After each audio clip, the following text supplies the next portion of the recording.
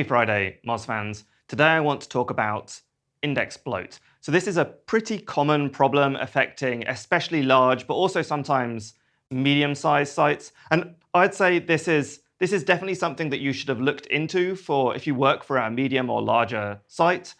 It's definitely something you should have looked into at least once. It does affect a lot of sites. It's worth checking whether this might affect you. This is something that I and a lot of other SEOs have seen very good results with, both for a long time and very recently. And despite that, it's something that I think is relatively poorly codified and talked about in the industry. There are some reasons for that, which I'll come on to in a moment. But before we get into all of that, I just want to explain this. So I put this diagram in just to give a bit of context so that what I say next makes sense. So this outer box, this diagram as a whole, is all of the URLs on your site, all of the URLs that might exist, that could exist, including parameters that no one's tried before, this kind of thing, the maximum possible set of URLs that would return a 200 response code in a valid page.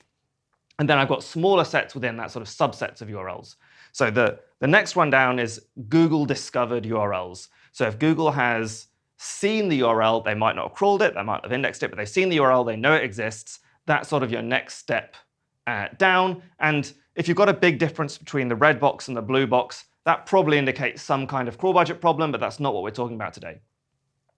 If you've got a URL that's discovered, it might not necessarily be indexed. So indexed URLs is another smaller set. If you've got a URL that's discovered but not indexed, again, there might be some reasons for that. Google might suspect that the page is unimportant based on other signals. You might have said not to index it. You might have shown them a no index tag or something like this. So that, again, is a smaller set. Again, we're not necessarily speaking about that gap today. And then you've got indexed versus pages with non-trivial traffic. Now, what counts as non-trivial traffic to a page might vary from site to site. You might have your own idea of this, but a big gap between the number of URLs that are indexed and the number of URLs that are getting any kind of meaningful non-zero traffic, if that's a big gap, that would suggest an index bloat problem, and that's what I want to talk about today. So before I get into that, just to make totally clear, I want to quickly disambiguate a couple of things I mentioned there. So I'm not talking about crawl budget. As I mentioned before, that's when you've got a lot of URLs that Google just isn't going to crawl at all. Perhaps you're producing them too quickly. You've got a huge number of URLs on your site. This might affect news websites, for example, sometimes large forums. I'm also not talking about cannibalization. Now, that is a related concept. Often when you've got a huge number of index pages that aren't getting traffic, it's because their topics are too similar. But you could theoretically have a cannibalization problem on a site with 3 pages if they're all about roughly the same thing. That's not really what I'm talking about today. I'm talking about a larger scale problem. So we're specifically talking about the difference between the yellow and green boxes I talked about earlier. So how many of the URLs that are indexed, are there a large number that Google is not really bothering to send any meaningful traffic to or show up in search results?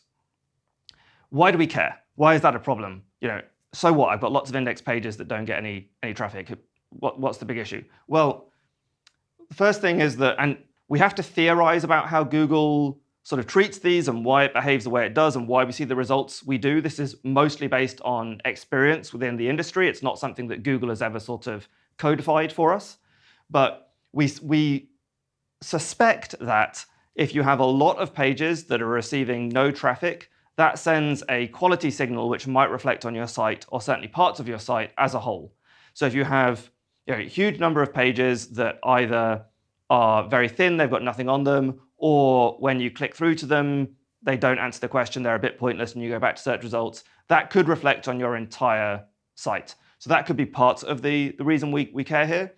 The other is that, as I just mentioned, cannibalization, but also some other technical SEO problems. This can be symptomatic of other issues. If you're generating these large numbers of URLs on your site that are getting indexed, if we think about sort of PageRank in a very old-fashioned SEO way, that's creating a lot of loss as Google sort of dilutes PageRank across all of these pages on your site that could be consolidated into the pages that actually have potential to deliver traffic.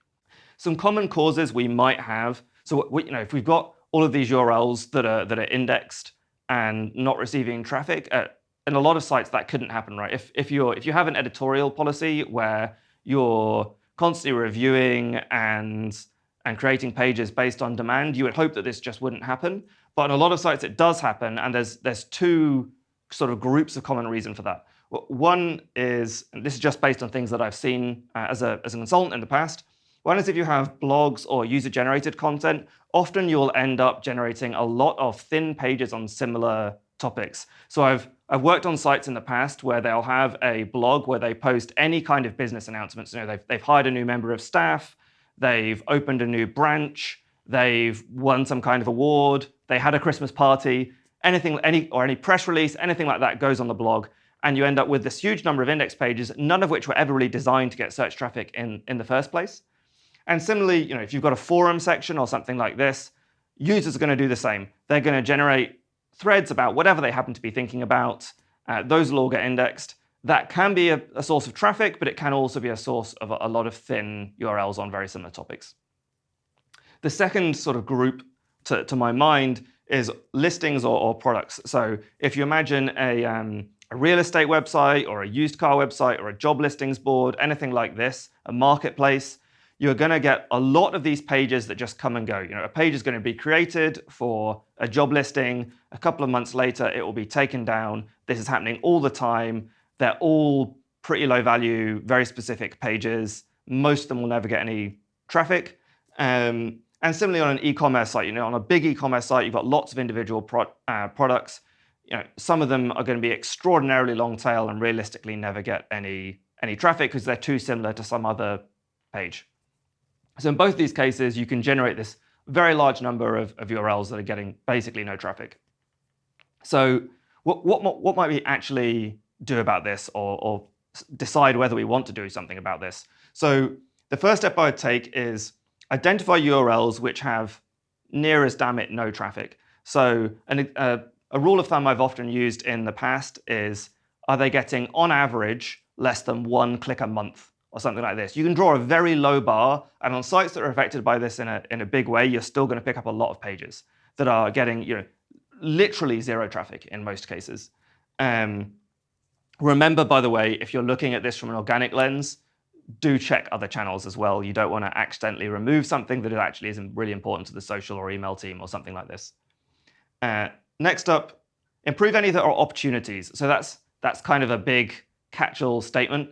But if some of these pages that you identify perhaps used to get a lot of traffic but have become out of date or something like that, or you think they do actually have quality content on them, maybe there's a technical SEO issue that's holding them back, find any that are actually worth doing something with. You know, perhaps they might have a lot of links, for example. You know, you don't want to just blanket wipe out this sort of latent value that you have. Do something with it if you can. And then what's left? You've got this big bunch of pages that get zero traffic, that you don't think are any kind of opportunity. So there's a few different ways you can go, and you're probably going to want to go a mix.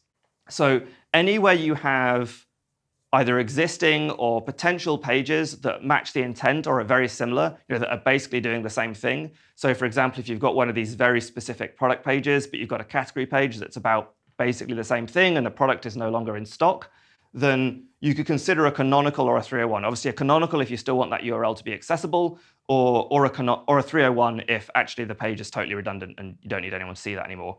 Again, this is if the intent and purpose and content of the page is going to be very similar. You could even, you know, if you think some of the content is worth consolidating, you could have that one page that you're consolidating to have the best of the content from all of these sort of component pages.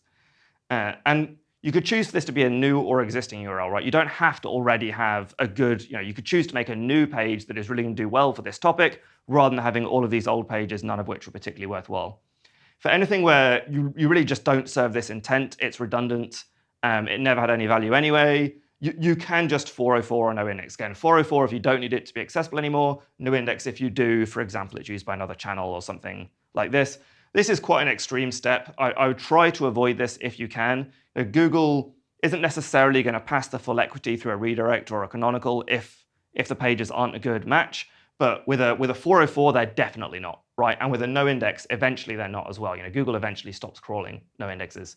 So yeah, this this is something you want to avoid, but realistically, there probably will be some pages that fall into this bucket. So yeah, this is the sort of process I've followed myself in the past. It's something I've seen good results with. I've seen a lot of other SEOs speaking about this, especially in the wake of the helpful content update and in the past around Panda, which I think probably work quite similarly. So yeah, let me know how you get on, and thank you very much.